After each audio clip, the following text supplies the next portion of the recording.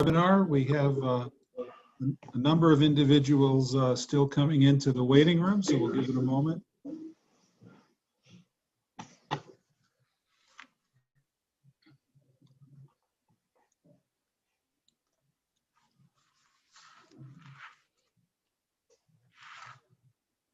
It is great fun watching the participant number grow. One of the perks of the COVID era.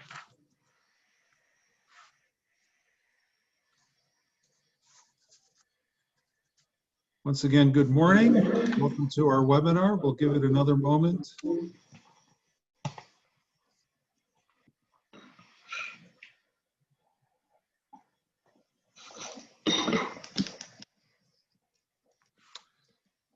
All righty. Well, good morning, everyone. And hello, I'm John Hutar, President and CEO of our San Mateo County Silicon Valley Convention and Visitors Bureau. Welcome to our virtual partner event where experts will share their knowledge on the latest reporting requirements regarding COVID in the workplace. Your time is valuable and we appreciate you taking the time to participate here today. A few housekeeping notes. We will record the call, which we will make available to partners unable to join us right now. And we ask that you enter questions via chat to everyone, and we will do our best to get through all of them. We feel today's discussion is vital for our Bureau partners and regarding the new requirements and Cal OSHA implications of COVID-19 in the workplace. And given yesterday's pull on the emergency brake, I think it brings these matters even more to light in their importance and relevance. So it is my pleasure to introduce our two guest speakers. First, Andrew Sommer, Managing Partner of Conn Maciel Carey's California practice, regularly defends employers in administrative proceedings, arbitration, and litigation at both the state and federal level. He has extensive experience litigating individual and collective actions in both state and federal court involving claims of wrongful termination, discrimination, harassment, whistleblowing, and wage and hour violations. Andrew also regularly counsels businesses on all aspects of employment relationship, including workplace safety standards, as well as personnel decisions, employment agreements, and leave of absence issues. He represents employers in inspections, investigations, and enforcement actions involving Cal OSHA. It is also my pleasure to introduce Megan Shaked, an associate in workplace safety and employment practices at Conn Maciel Carey's San Francisco office. Megan handles a range of employment litigation and counseling matters for clients involving all aspects of employment relationship. Megan represents employers in inspections, investigations, enforcement actions involving Cal OSHA. She also defends businesses against claims brought by guests alleging lack of accessibility under Title III of the ADA and California Unruh and Disabled Persons Act. And that is terrific, as an aside, to have that expertise in ADA law, Megan. As we got to chat, Andrew and Megan, it was delightful to get to know you and to learn about your extensive practice in hospitality-related matters. So thank you for taking the time, for sharing your expertise with us. I'll turn the floor over to the two of you, and please let us know when you're ready to advance your slides.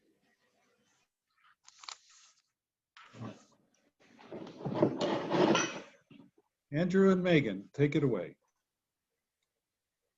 We can advance this to the next slide, please.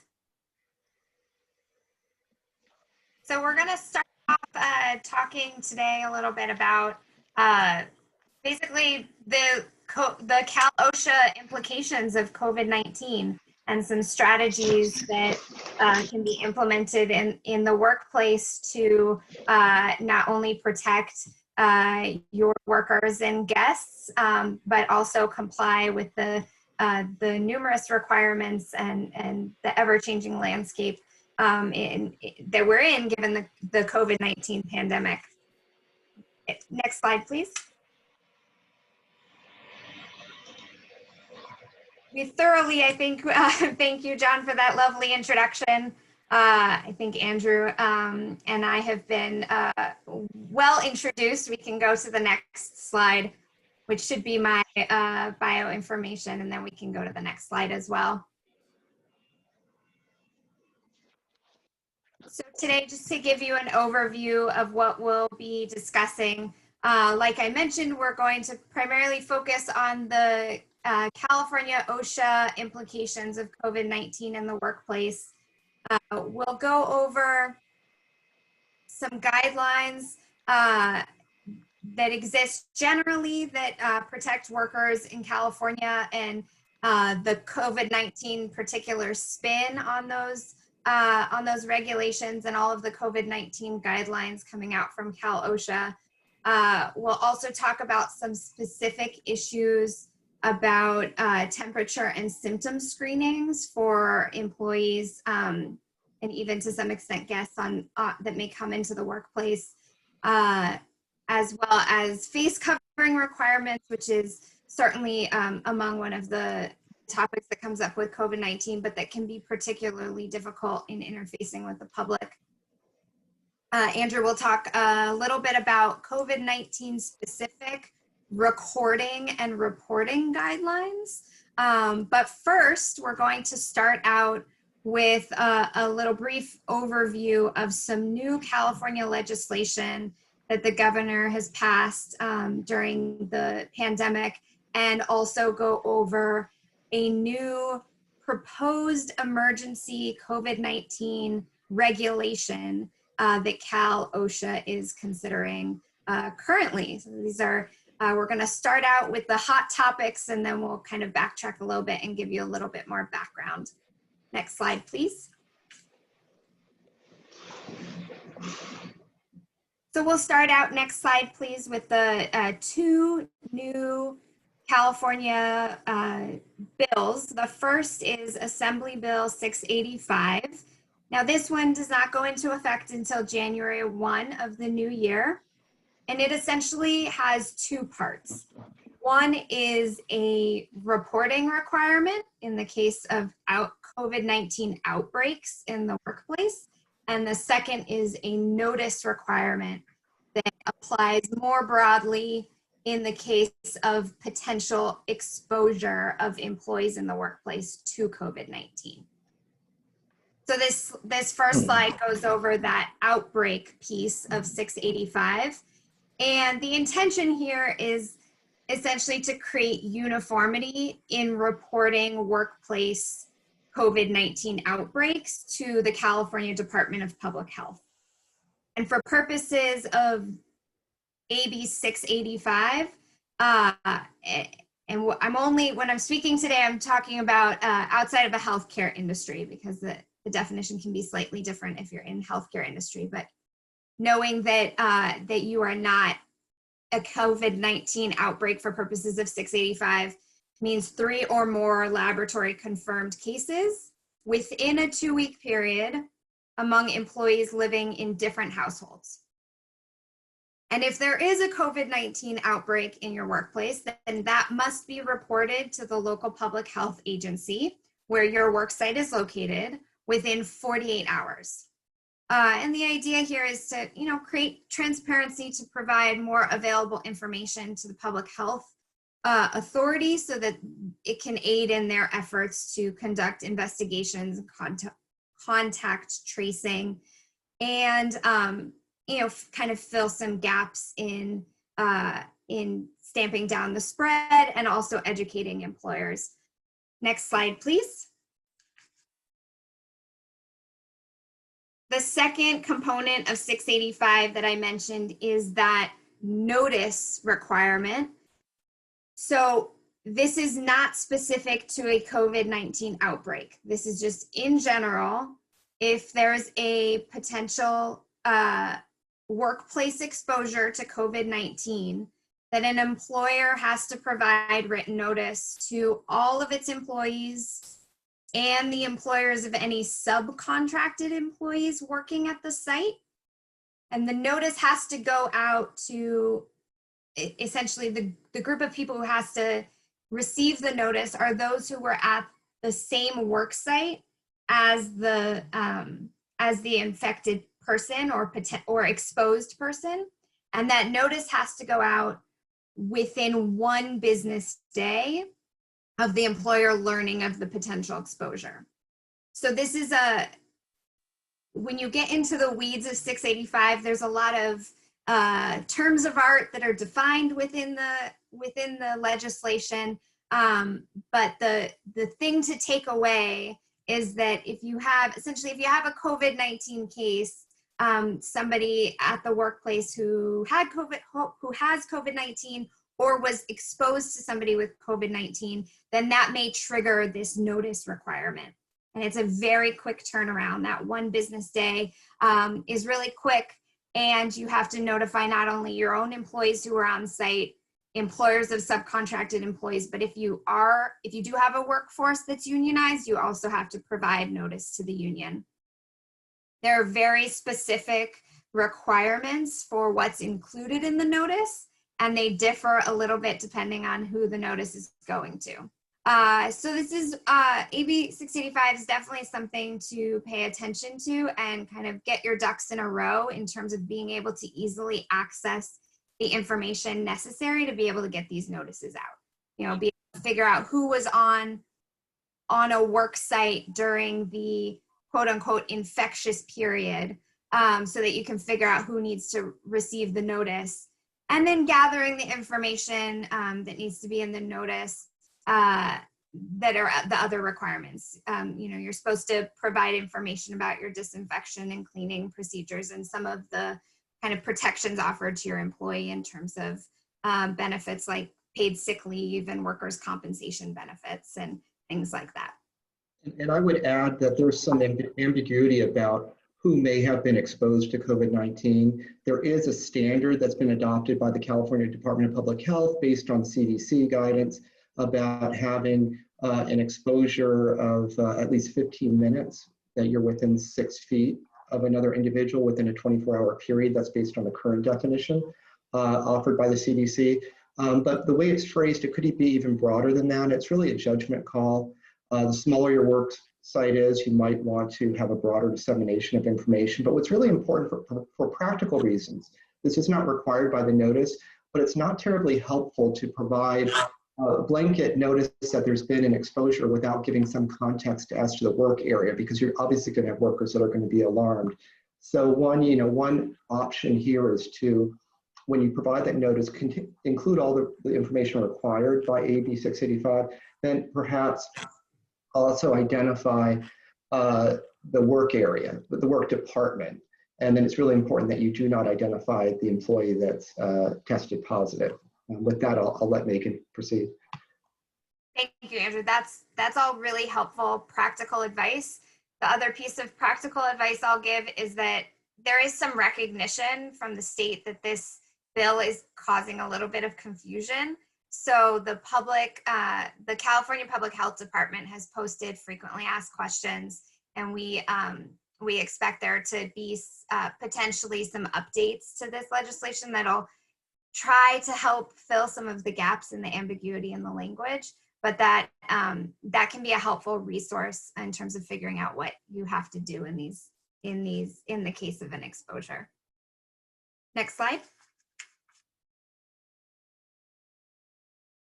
So 685 was our first one. The second one is Senate Bill 1159, and this one has to do with workers' compensation coverage. This one went into effect immediately upon signature by Governor Newsom, and I believe it was signed in mid-September.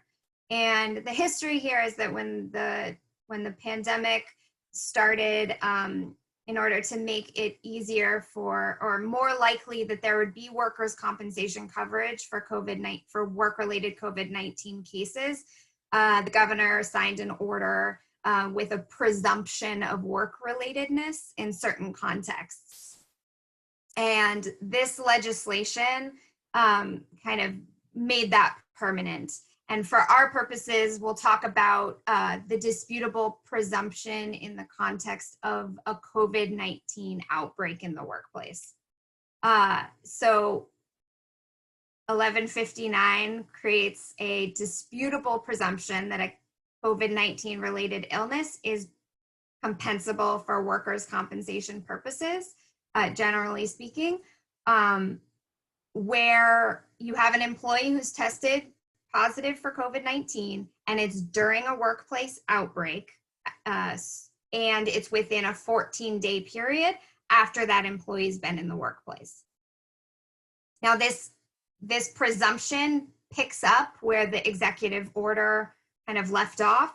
So it only applies for where employee's last day of workplace was on or after July 6th, 2020.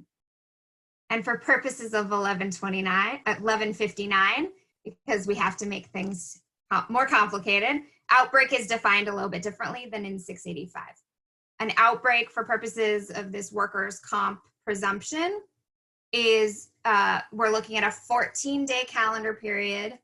And if you have fewer than 100 employees at a given workplace, you need to have 4 employees test positive for COVID-19. If you have more than 100 employees, then it would be an outbreak if 4% of the employees tested positive. The other time that this would kick into effect is if a workplace was ordered closed by the health department or Cal OSHA. Then 1159 would apply as well. Next slide, please. Now, there's a lot included in 1159, but just kind of some brief highlights are that it calls for paid sick leave benefits being exhausted before the temporary disability benefits would be paid. The presumption is solidified if there's no rejection of a claim within 45 days. And then a really, really important part to note about 1159 is it has a notice requirement or a reporting requirement to your workers' compensation claims administrator.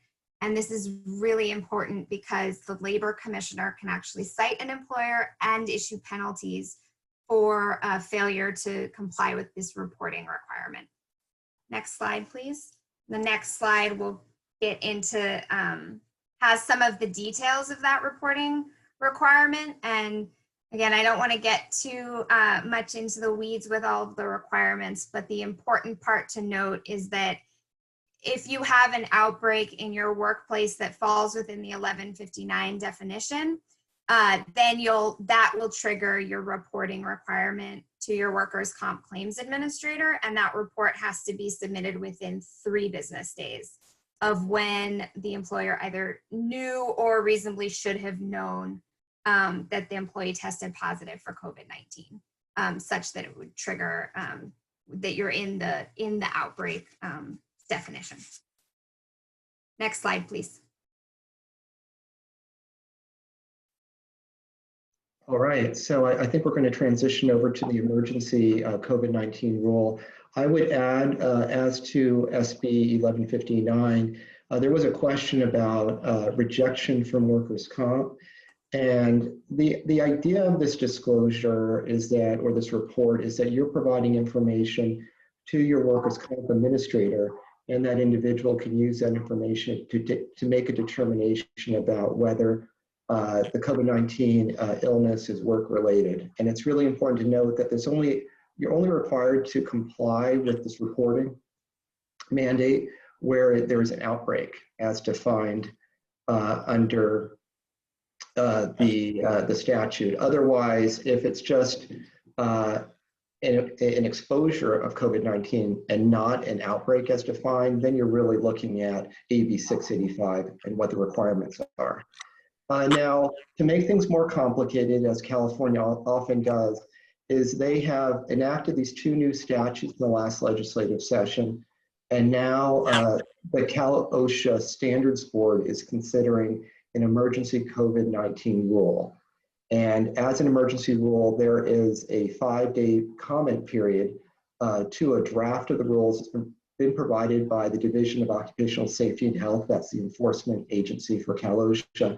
And so they've already, last Thursday, issued the draft, and it's over 20 pages long. It's quite extensive.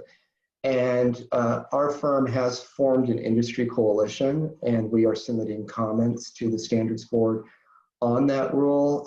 And on Thursday, the Standards Board will make a decision, most likely. If they adopt the rule, it will take effect rather quickly. It should take effect towards the end of the month.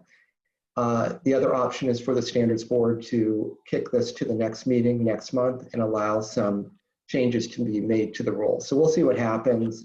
It may be very likely that it issues extremely shortly. And so what this rule will do is it will really, in a way, trump the other legislative enactments because it's so much more extensive. And I wanted to walk through, and if you, let's go to the next slide, and I can cover some of the elements under this rule. I mean, the first consideration is, which employers does it apply to? And really what this standard is it's a performance standard. And what that means is it's very specific standard, but it has a language that can be adaptable based on the nature of the workplace. And it's patterned in some way after the Injury and Illness Prevention Program requirement in California, but it's specific to COVID issues. And so it applies to all employees in places of employment. And so that's obviously extremely broad. It applies to all of you that are listening today. But it also, there are some exceptions. So it's, places of employment with one employee who does not have contact with other persons. I mean, that's extremely limited. That's likely not going to come up in your workplace. Employees working from home, that could be much broader because, employees teleworking, they could be working at different locations. It doesn't have to be their home. And then really the last element, we don't really have to get into that, but that's employees that work in a healthcare setting. They're subject to the aerosol transmittable diseases standard by Cal OSHA. And a really important note is that this proposed regulation is not intended to limit more protective or stringent state or local mandates or guidance. So you can still have your local Department of Public Health issue healthcare orders and directives. And as many of you are aware, there are a number of directives and orders by your local agency. So even when this rule takes effect, you'll want to continue to monitor what requirements are being imposed by your local health department. They tend to be user-friendly and helping employers, and so you can always reach out to them for guidance if you have questions about any specific local concerns. But let's turn to the next slide, and what are the components of the standard? I mean, there's a number of different sections in the standard, and it concerns employer-provided housing, employer-provided transportation. Those likely are not going to come up for all of you. Maybe some. There might be some shuttle buses that you offer, and then you'll have to look at the employer-provided transportation standard. But there is a catch-all standard that requires essentially that an employer establish, implement, and maintain an effective written COVID-19 prevention program. And this is quite extensive. There's a number of really broad requirements, and then there's some that really get into the weeds and get quite detailed. And in our comments, we are expressing concerns about areas in which, for example, this standard, proposed standard is inconsistent with the legislation that Megan's just discussed. So we want that cleaned up. And then there's also requirements that are very specific based on the nature of science that is evolving. For example, the type of face coverings, the use of face coverings, the distancing, configuration of workplaces, those are things that have depended on guidance from the CDC, local public health agencies. They're dependent on the science of COVID-19, and that's been evolving. So there is a concern that we're going to be locked into this real rigid standard, and then what's going to happen is then the CDC is going to make a pronouncement that's in conflict with this Cal OSHA standard that's dependent on a CDC standard that or guidance that no longer exists. So that's a concern, but really, let me just talk with you about the elements of the written program that you're required to have. It's important to note that all of you should already have a site-specific COVID prevention plan. That is expected under Cal OSHA guidance, but now this is being essentially written into a regulation itself. And so many of these elements you would already have under your plan, but there is more detail that you will need to incorporate. So when this rule does take effect, there will need to be an update to your written program. And so the essential elements are, you have to have a system for communicating to employees about COVID-19. You need to have identification, evaluation of COVID-19 hazards. Those two elements are what would typically be in an existing program document. So you identify potential COVID risks in the workplace and evaluate and develop a plan for correcting them. And that's the fourth element there. And then you are expected to investigate and respond to COVID-19 cases in the workplace. There's a requirement for training and instruction that's fairly vague.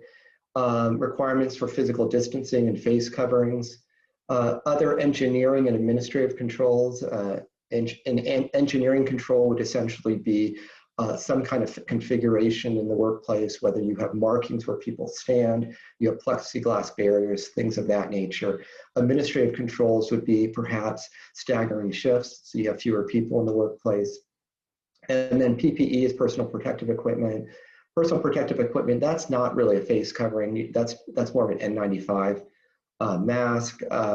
And then there are requirements for, and we'll get into this under a separate section later on in the presentation, but there's requirements for reporting to Cal OSHA COVID cases under very limited circumstances, recording these cases under certain circumstances in your OSHA logs, and providing access to this information. And there's also an independent requirement to internally record data. It's very convoluted and inconsistent, and that's something that we will need to process depending on what is ultimately adopted by the Standards Board. And then there's also rules for exclusion of COVID-19 cases from the workplace, return to work criteria. So exclusion of cases from the workplace is keeping your employees outside of the workplace when there's an exposure. And then what is the process for returning employees back to work? So many of these elements we will address in a bit more detail as we get into just general topics. But I think it's important to note that when this does take effect, there will be likely an immediate obligation for compliance. We are advocating that the Standards Board have a staggered implementation schedule, which is consistent with other states, but in California, the standard does not allow for that. And obviously, you can't immediately train your employees on this. You need to be able to understand what the obligations are first and develop a plan. But our firm, we blog quite frequently on OSHA-related subjects. We will publish a blog article on this rule once it is adopted with some suggestions. And so at the end of the webinar, we will have information for our website, and you can log on and subscribe to our distribution list and receive that information once it's issued. Well, let's move to the next slide. And I believe this is yours, Megan, right? Yes.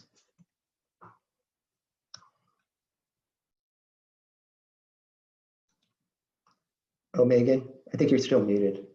Did you want to discuss this? I will discuss this. Sorry, I lost control there for a minute. Yeah, we'll jump right into this next section. So this is the part where I promised we'd kind of take a step back, and we know Andrew explained what's happening with the emergency temporary standard. But in the meantime, what is Cal OSHA doing in terms of inspecting and citing employers for violations related to COVID-19? They are currently relying on a number of existing regulations. Andrew mentioned the aerosol transmissible diseases standard, which applies to covered employers. So it doesn't apply to everyone. It's hospitals, laboratories, correctional facilities, very specific list of employers. And it requires a whole slew of compliance measures for protecting employees against aerosolized transmissible diseases. We also see Cal OSHA relying heavily and citing the Injury and Illness Prevention Program, which all employers are required to comply with and have, a written plan, and they're really relying on this regulation as a way to essentially cite for violations of Cal OSHA guidance.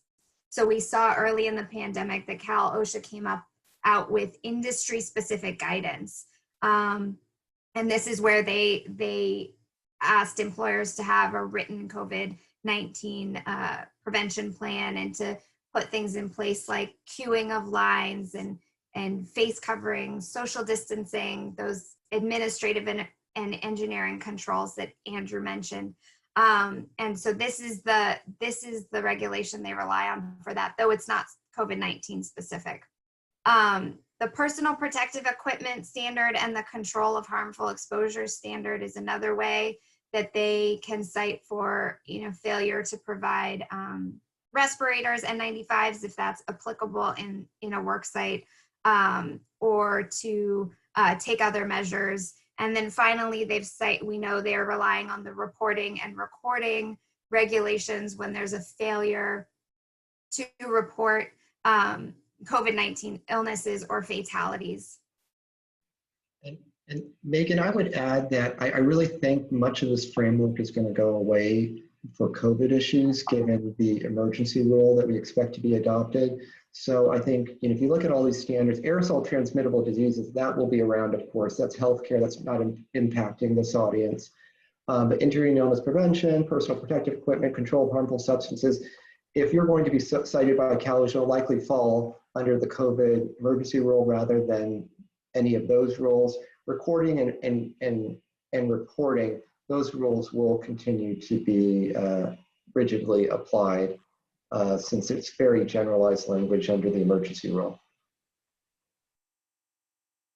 We can go ahead and skip the next slide and skip this one and go straight into what the work site specific COVID-19 prevention plan might look like for you. And like Andrew mentioned in the beginning, you hopefully already have one of these in existence, and this would be the document that would be updated and perhaps expanded should the emergency temporary standard take effect.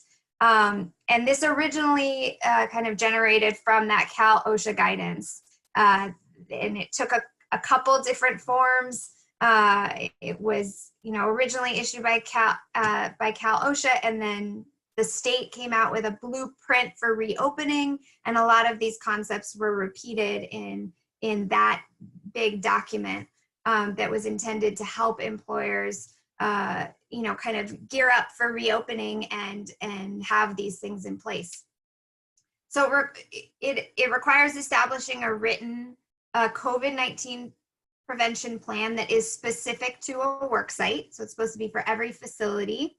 It calls for performing a comprehensive risk assessment, basically looking at all of your work areas, where your workers are working, maybe interacting with one another, maybe interacting with members of the public, and kind of identifying potential hazards and things that measures that can be put in place to reduce those risks.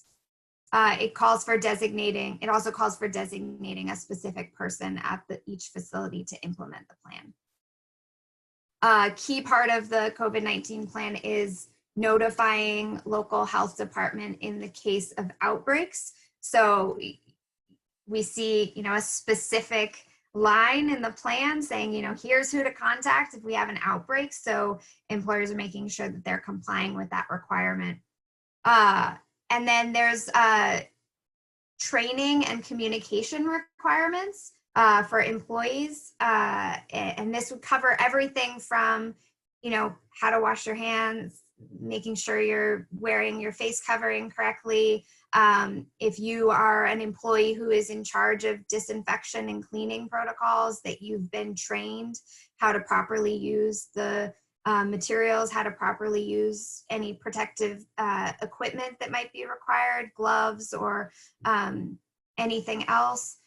that it's also important to remember that this is, given that we know the science on COVID is changing, and we know that what our workplaces look like have changed as the reopening effort has expanded, that you can't really prepare this once and walk away from it and not look back at it. You kind of have to continue to revise it and regularly evaluate the workplace to make sure it's still complying. Because if you had procedures in place when, capacity limit was much lower than it is now, then maybe you need to include additional procedures now to account for that.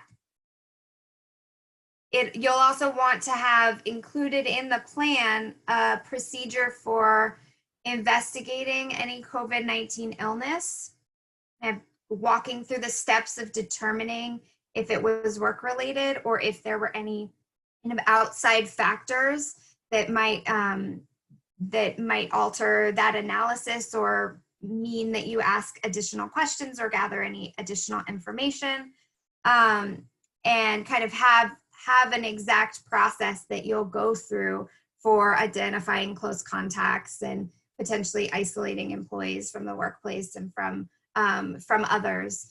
And again, a lot of these requirements, will kind of have to be coordinated with other requirements, the AB 685, for example. And so it kind of remains to be seen how all of this will look over time, but essentially your COVID-19 prevention plan is going to be in this written document and will have the most critical components of the program. We can move on to the next slide. And this is just kind of one additional level of details of the kind of information that's included in the plan and the protective measures to consider. We like to describe it in terms of like a hierarchy of controls, where we consider these one at a time, starting with the engineering controls that might be able to be implemented at your workplace, and things like installing physical barriers, plexiglass in front of the reception area, something like that. Then moving to administrative controls that could be potentially implemented, like continuing to have employees work remotely if that's at all feasible, requiring sick employees to stay home, staggering arrival at the start of a shift, and then moving to safe work practices, which can include something as simple as reminding employees to regularly wash their hands, use hand sanitizer, follow cleaning disinfection protocols, and then consider if it makes sense in your workplace if there's any personal protective equipment for your workforce, even something as simple as requiring gloves for somebody who's doing the sanitation, who may be doing the sanitation if that's somebody in-house who's doing that. And these are some of the specific measures that can be considered as you kind of think through your plan and as you revise your plan. Andrew, I don't know if you have anything to add on that section. I think our next slide may be on your section. Thank you, Megan. Now we're going to cover certain topics related to COVID. The elements that Megan reviewed for a COVID-19 plan, it's important to note that those will need to be updated given the emergency regulation once it is adopted. But we're providing just a general framework for the issues. So if we can move to the next slide.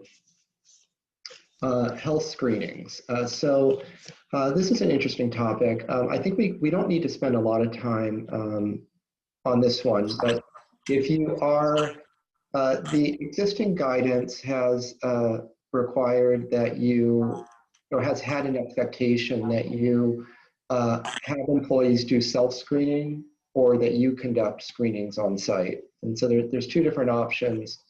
I don't recall offhand under the emergency reg whether that's been altered, but the test, if you do administer one on site, you obviously want to have someone that's trained properly on how to conduct it, and that you have appropriate protective measures to, ensure no exposure for the person that's conducting the testing. It should be a temperature reader that doesn't require any sort of contact with the person, like the one that you see on the slide here. And the slide does reference that it needs to be job related and consistent with business necessity. I think that's assumed under COVID. And it's important to note that if you do record the results, you may have an obligation to provide certain disclosures under the California Consumer Privacy Law, and that's just something to keep in mind. And actually we do have a reference to that under the last point, the Consumer Privacy Act. And there may be also a requirement for retaining those records under for a very long duration under Cal OSHA's employee medical record rule. But essentially, it's important not just to do the temperature reading, but to have some sort of screening for conditions that may be COVID related. And that may be more important than actually doing the temperature reading. And that's something that can be done in a number of different forms. It can be a posting where you just ask employees or guests to read it each day and provide a response. Some employers, what they'll do is have employees just respond. It could be done through a text message or some sort of app that they respond each day. There may be some wage and hour considerations in doing that. Well, I don't want to dwell on that too much, but the key takeaway is sort of a best practice is to have some sort of screening, whether it be self-screening or done by the employer in the workplace. So let's move to the next slide. And so continuing on the subject of health screenings, well, you can require employees to take a COVID test, and under the proposed emergency rule by Cal OSHA, that will be the requirement is that be provided by the employer. But you can, given that we're in the middle of a pandemic, there is an exception in a way that's been allowed by the EEOC and recognized for an employer requiring COVID testing.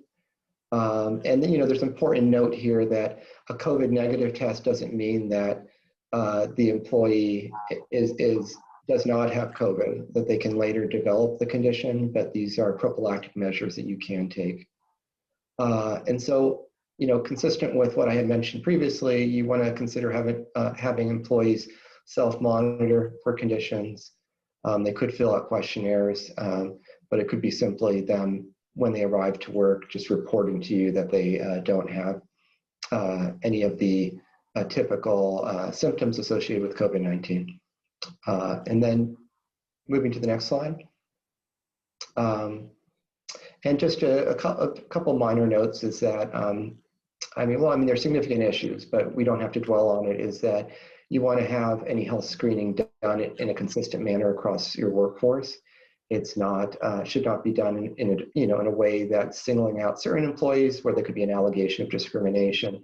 You want to maintain the results confidential. You do not want to share with anyone in your workforce or otherwise, except as appropriate to certain governmental authorities, that an employee has tested positive for COVID.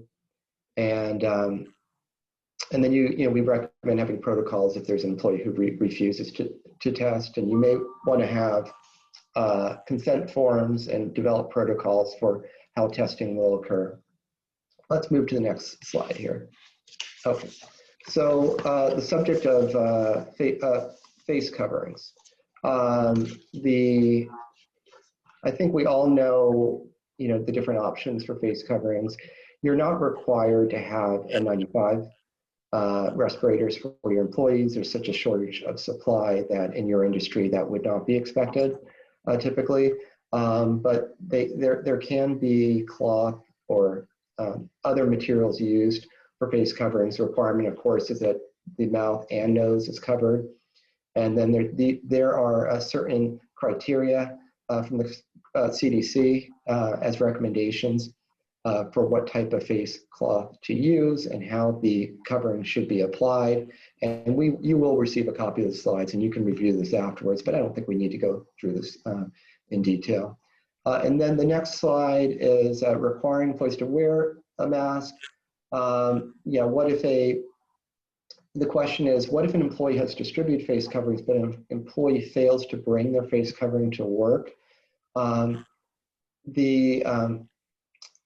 Because under California guidance and law, there is an expectation that individuals wear face coverings, generally indoors, and actually that requirement may be a bit more rigid under the emergency regulation.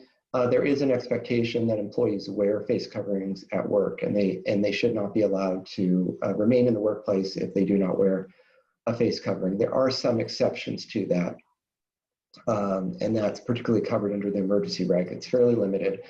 And what if an employee wants to use their own face coverings? That is perfectly fine. You can provide your own face coverings, and I would recommend that you have the disposable surgical mask available for employees, and that if an employee does not want to bring his or her own face covering, that you just make those available to your employees. But otherwise, employees can use their own face coverings, but they need to meet the CDC requirements. There's also a note that you should provide. There's a note to providing employees a reimbursement or subsidy for material and cleaning costs. I think if you provide your own face coverings, I think that should be sufficient. And if an employee wants to provide their own and just regularly launder it, then that would be on them. And then there's a reference, this is almost comical, must be work appropriate and cannot feature offensive images or content. And I could imagine during election time that you could have certain statements, slogans on a respirator that could create strife in the workplace. Let's move to the next slide. Okay. And I think it's important, as with anything on COVID, is that you train your employees. It's not sufficient just to develop a plan and post it and go on with things. It's important that you actually train your employees on the elements of the plan. One of those elements is wearing masks. I mean, we have quite a bit of content in this presentation on that. I don't think it's that complicated of an issue. And I mean, the one nuance is if you have an employee that has a health condition that prevents them from wearing a respirator, there is, not a respirator, a face covering, there is some guidance under the emergency standard on how to address that.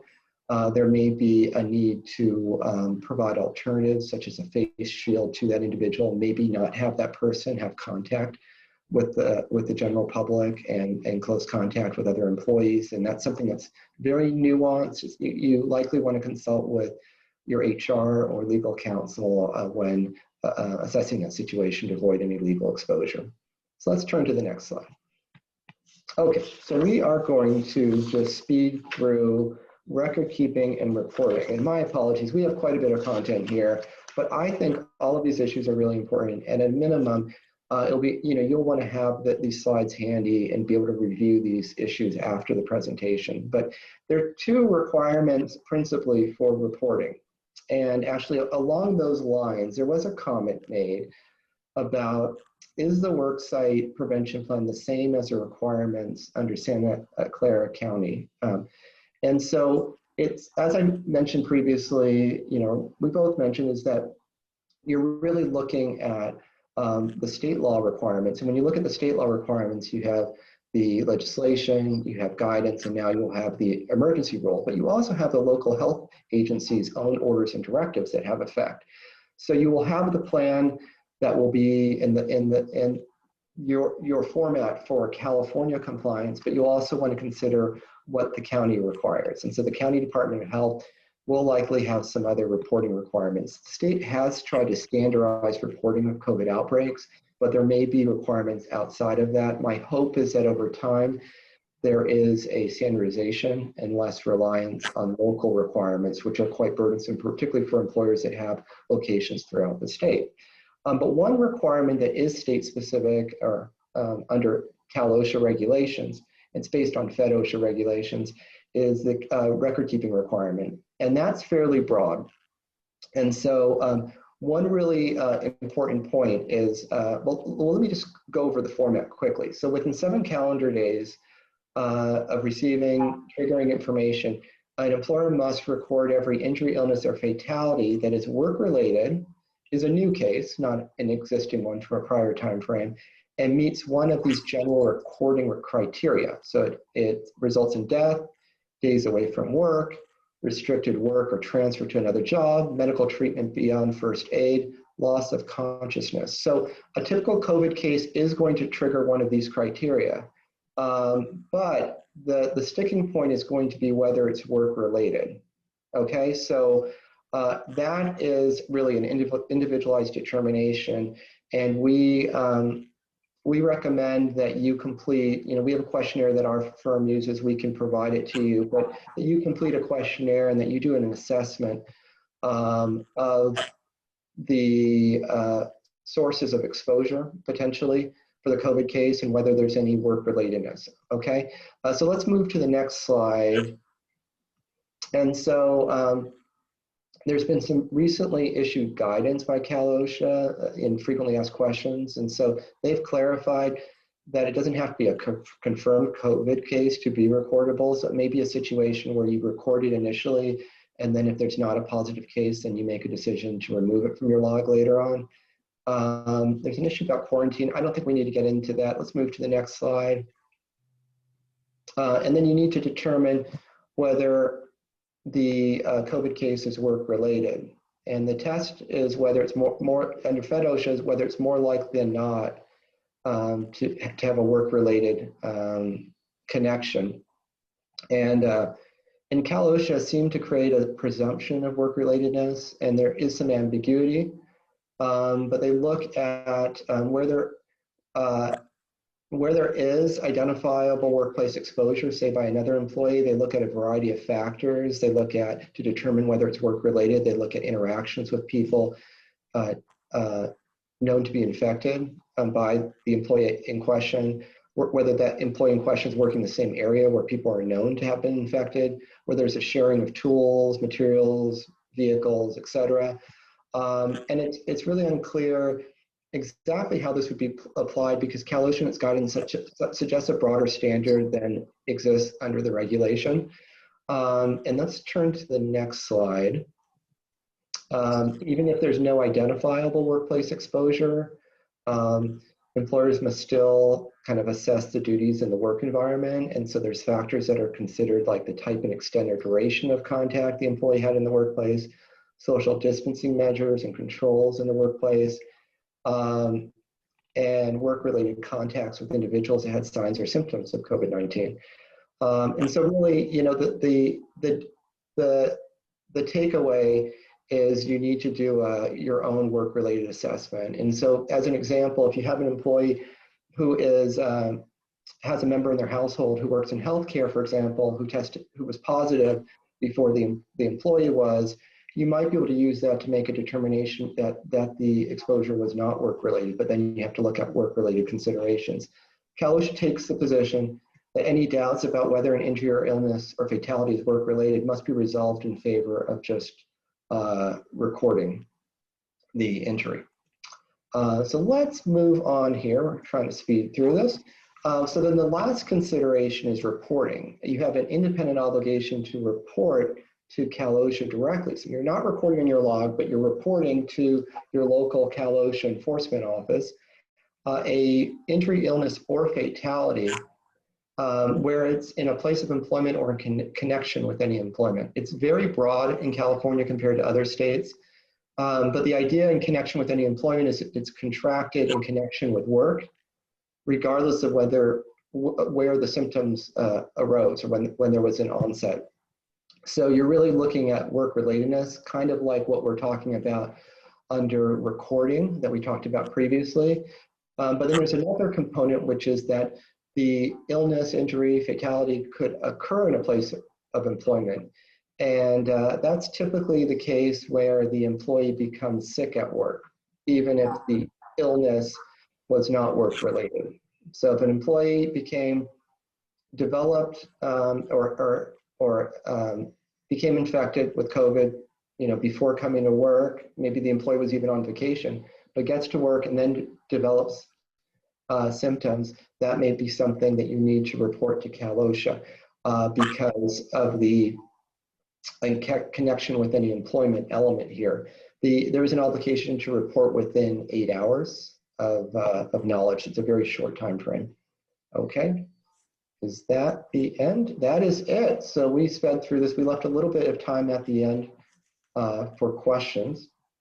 And if there's any questions that you have, I know we covered a lot, and this could be a bit overwhelming. And I will reiterate that you'll have the slides. You can certainly email out to us, if you have questions. And you have our blog. If you go onto our website at connmaciel.com, we have an extensive OSHA blog, actually an employment blog. The employment defense blog is employment-related issues. OSHA defense blog, more workplace safety issues. And we have quite a bit of information there that you can use as a resource. Well, that is an amazing amount of information that you condensed very concisely. And for everyone attending the webinar, take a deep breath. We'll get through all of this together. There's a lot going on here. A couple of questions.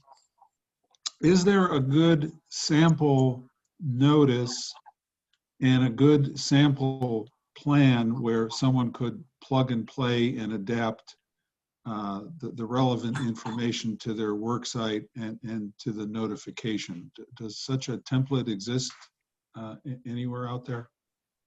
I'm not aware of a template. I expect over time there will be a COVID prevention plan template by Cal OSHA, but by the time we put it together, it could be many months into the future, I'm guessing.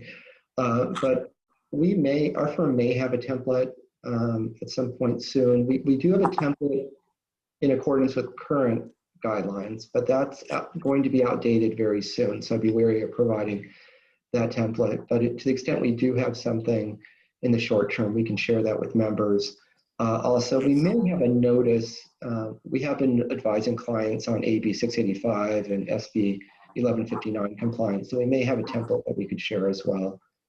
That would be terrific.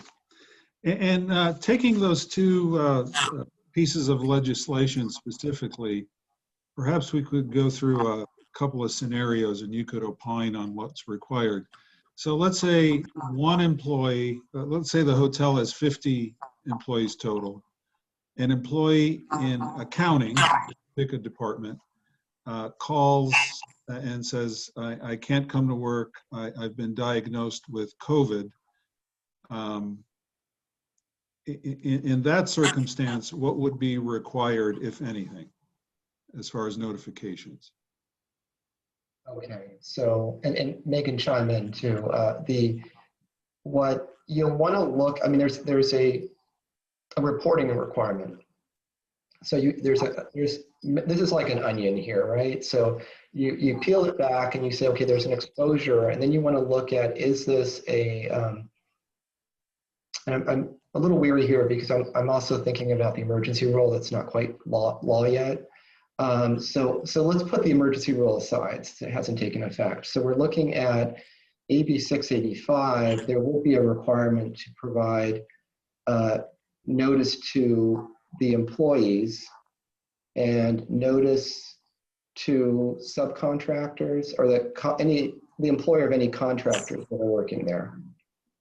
And I think there was a comment about you have to provide notice to consultants, and the real question is your consultant really an employee? If Cal OSHA takes the view that really this person should be classified as an employee, and if it's a temporary employee, they may take the view that you need to provide notice. Yeah. So if we can, Andrew, just take that a little further. So in the case of the individual working in accounting, it's everyone, all employees, not just the accounting department, correct? That need to be notified? So the requirement is that they may have been exposed, and Megan, I would like your feedback. I can jump in. I've been reading 685. a lot lately, so I'll jump in on this one.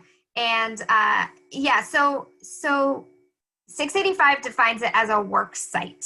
So work site is a specifically defined term under 685. So if you know, let's say you're one building and you have employees throughout that entire building, you may very well have to notify every single employee who was in that building from the, you know, it's during the infectious period. So let's say you have somebody call in, they said, I was at work yesterday, I was diagnosed today.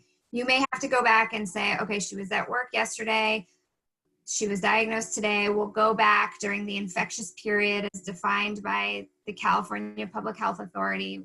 Let's say we go back 2 days, figure out everybody who was at the work site during those 2 days, and we give them notice. And we give them notice of everything that 685 requires. So we say, hey, we've had a COVID-19 diagnosis from somebody who was on the work site on this day, and we're giving you required notice that you may have been exposed.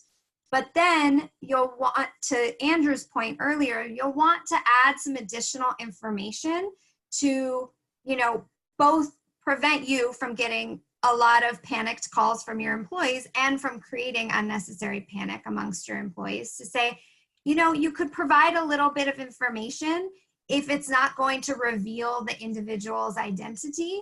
Let's say the accounting department is really big and you can say, you know, that that this person did not leave this certain area of the facility. You could potentially offer that information and then follow up with the additional requirements from 685, which are, you know, here's what we're doing to clean and disinfect.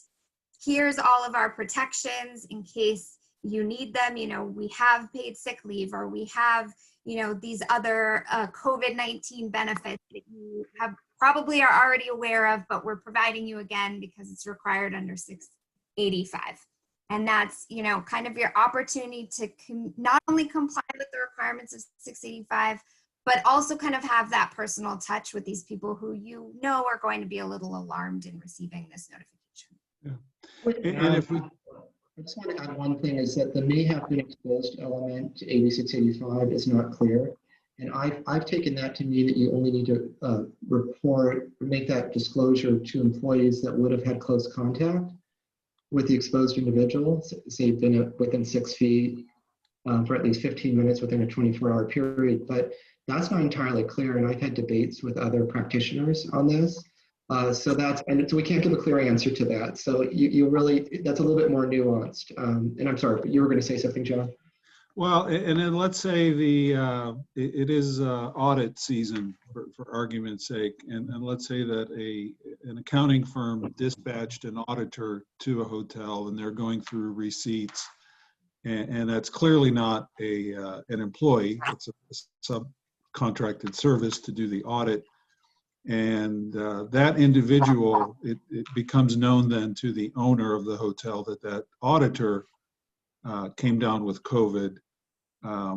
That could be delicate in not exposing the individual, correct? Or maybe you can speak to that lightly, because it's a little complicated.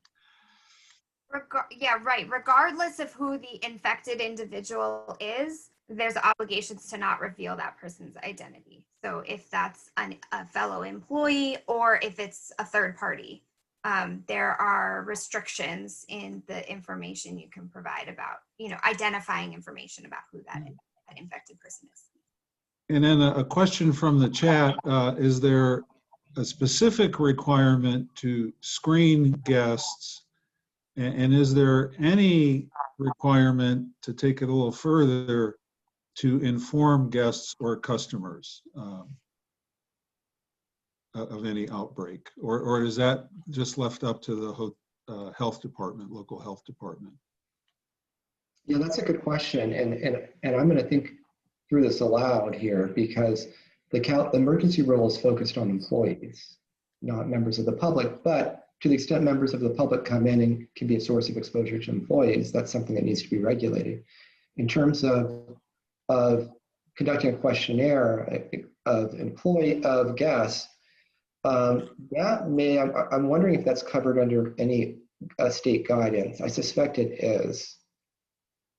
Yeah, at this point, until we have the emergency temporary standard, I would reference the industry specific guidance. And there are specific details, things like, make sure there are postings notifying people not to enter if you have symptoms, right? So that could classify, as screening guests at a hotel if you have a sign at the very front saying, or on the front door saying, do not enter if you have a cough or a fever. So it's definitely at this point, we would recommend looking at that industry specific guidance. Well, and each county has developed, and I'll just say it in high level terms, a number of notifications that appear to be speaking to that. And that's like a whole other issue, because there's so much clutter now in every business everywhere that perhaps the core of the message is getting lost in the clutter. Well, thank you, Andrew and Megan, so much. I expect that you will have a lot of signups for your blog, and I hope that none of our members will need legal advice, but it's certainly comforting to know that there are experts available who are well-versed, not only in the aspects of the law, but in the nuance of our industry, which has some very unique components. If there was a very interesting question that just came in, if I may, just give me a little tether here. Does any of this apply to landlords of office buildings? If you're a landlord of office building informs you of a COVID case in the building, are they required to tell you if it is a common area so you may avoid it? Which I could see that happening, though currently, technically, at least in San Mateo County and Santa Clara, we're not supposed to be in office buildings, but that's another subject. Any advice there? Or guidance, so we're not asking for advice. Yeah, that would not be a Cal OSHA issue to the extent the disclosure is made to individuals that are not employees of the landlord. But I believe there is state guidance, and there's probably a industry-specific order for office buildings, or industry-specific guidance for office buildings that I would imagine would have some requirement for disclosures. Great. Terrific. Well, thank you again, both, so much. And I'll just reiterate that the recording and the slides will be made available. And my humble advice to everyone on the call is sign up for the blog. I'm sure there is terrific information coming in the future. And as we are learning, this is an ever-changing process that we are working through. And if there is one constant, it is that it will most likely change on a regular basis. So Andrew and Megan, thank you again so much. Happy Thanksgiving to you and yours. Stay safe and stay healthy. And I hope we will be able to invite you back to one of our in-person events and have you present on whatever the topic du jour will be at that point in time in the future. Just a reminder for everyone listening today that tomorrow is our As Fresh as It Gets virtual awards ceremony. We had a lot of fun putting that show together, and we will present it at 2 p.m. Tomorrow, Wednesday, November 18th. And congratulations in advance to all of the award winners and to everyone who has participated in the program. Also, to record history, the San Mateo County Historical Association is collecting information on how we got through COVID. We hope that this won't be needed, but for generations in the future, I'm sure they will find it valuable to gain our insights on how we got through this pandemic. So we ask you to take a moment and pass your information along in perpetuity. And if you have any additional questions or ideas as we go forward, please don't hesitate to contact Nova Maldonado at nova@visitsmcsv.com. And with that, I'll wish you all a pleasant rest of day. Stay safe, stay healthy, and happy Thanksgiving to you and yours, and celebrate safely, and hope to see you soon. Have a great afternoon. Thank you.